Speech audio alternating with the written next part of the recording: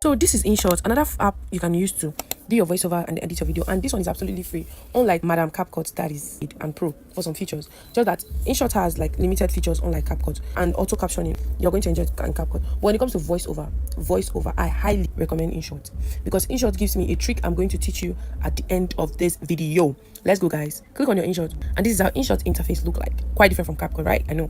I don't want this video to be boring or bored. I want us to go straight. Okay, yeah, click on video part and click on this place. These are some of the drafts that I had before, but this is what you should concentrate on because you want to edit something fresh. First thing you do is select your video from your draft. So InShot also enables you to watch your video before you export. Trim it here. If you don't like all this part, just remove it. But if you don't want to trim it, you move on.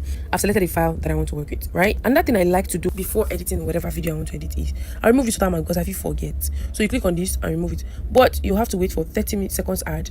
On InShot, you experience a lot of ad because that's where practically they make money from, unlike CapCut that you pay to use. You're very familiar with what we did on CapCut. Here no go hard for you. So PIP is that overlay I told you about. So when you click on it, it takes you to your gallery and you select any video or picture you want to insert to your edited video. So next thing you're going to do is click on animation. Let's say you want it to come in as in zoom in or zoom out, or you want it to slide in. Let's go for sliding.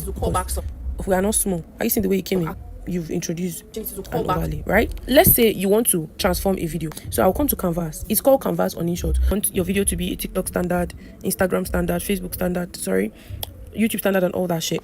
This is where you do that. Remember sticker? I told you about sticker. You want to add sticker to your video. You see, most things are here free here, but these ones are not really realistic as it sees on CapCut. So you can choose any sticker you want. And this is how to add text to your video. Click on text. Write whatever you desire. You can also play around with the colors. Select any preferred font type. Then you move it up to your desired place. Let's now say you want to edit it. You want to edit this one. Don't click here. Click on edit because it's this one you want to work on. So you click on edit and you want to change the color to white, and you want to like take it a bit, and basically then you want to maybe glow it a bit. Then you want to add shadows. Anything you really want, you can just work on it. You want to add border, you can just add border. Just do your thing over here.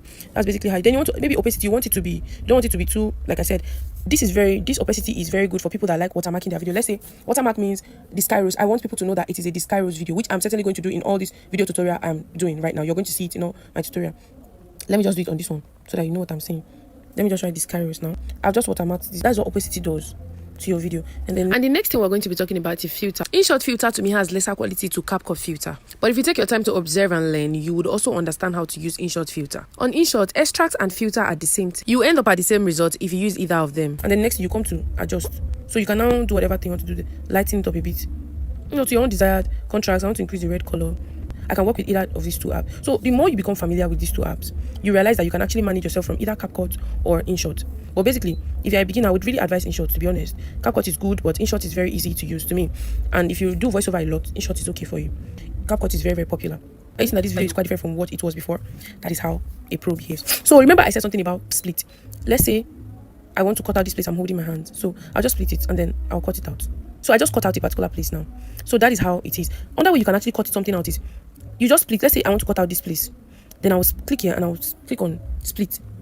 And then I will go front a bit. Let's say the end of that mistake that I made, just move it a bit. And I will still click here again. You make sure that your hand is here. And you click on where? Delete. You've deleted the text. So it's either you trim or you split twice and delete it. Do you understand? And then next thing is you reduce volume. On InShot, it's not like CapCut that you can just click on that button, that first button, everything will disappear. But now you have to do it manually, or you come here and click on these two. It means that everything here is going to be silent. You say apply on all. Do you understand? And then next thing is speed. Speed is the ability for you to fast forward it. You can speed it to any angle that you want to. Can you see the result of the speed? I can remember the first time that I edited a video on my page, somebody was asking me, Rose, how did you do this? If I don't want this on my video, I'll use crop. So remember that on CapCut, it is transform, but here it is crop.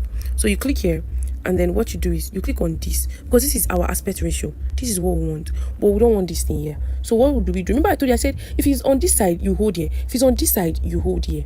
I don't cut and come out. I don't need that. So, and then I'll click on this place.